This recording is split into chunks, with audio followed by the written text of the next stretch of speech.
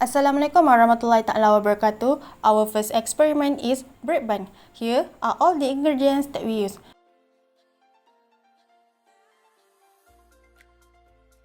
For bread bun, we use straight dough method where we dump in all ingredients to mix. So first, dump in all the ingredients that we need into the bowl of the bread mixer, starting from high protein flour to give high amount of gluten, butter to shorten the gluten formation, yeast to help the dough rise, egg as emulsifier and leavening agent, fine cream super, salt to produce a firmer dough, sugar to provide sweetness and volume to the dough, and lastly, icy water to slow down the fermentation time to help dough develop flavor. Mix all these ingredients well until the dough fully developed. The dough that will be produced is a rich dough. Rich dough is a dough that has high amount of fat, sugar and sometimes egg to provide tenderness. The dough then was mixed at lower speed of the mixer. In this case, we use Need 1, which is the lowest speed of this Philip bread mixer. After the dough fully formed, window test is performed, which are not shown in this video, to check whether the gluten is fully formed or not. Dough later proof at room temperature for 45 minutes to let it rise. After that, the dough will be punched to release extra gas of carbon dioxide. The dough will be cut and weighed into 25 grams to make sure the size is equal. Then, the dough will be shaped into a ball using pump.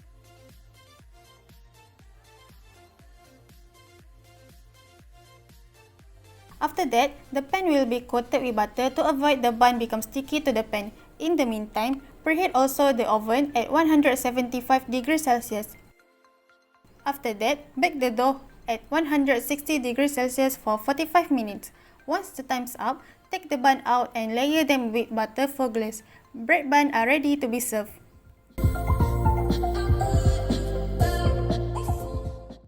Our next experiment is donut. Here are all the ingredients that were used in this experiment. Since we are using yeast in the ingredients, so these are the yeast leavened donut.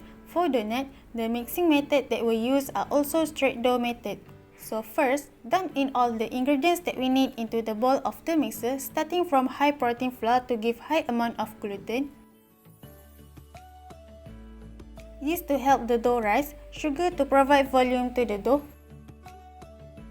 milk powder, shortening, margarine, and egg to give soft texture to the dough, overlay, salt to produce a firmer dough, and also warm water to help in activating the yeast. Mix well the dough in the mixer until the dough fully developed.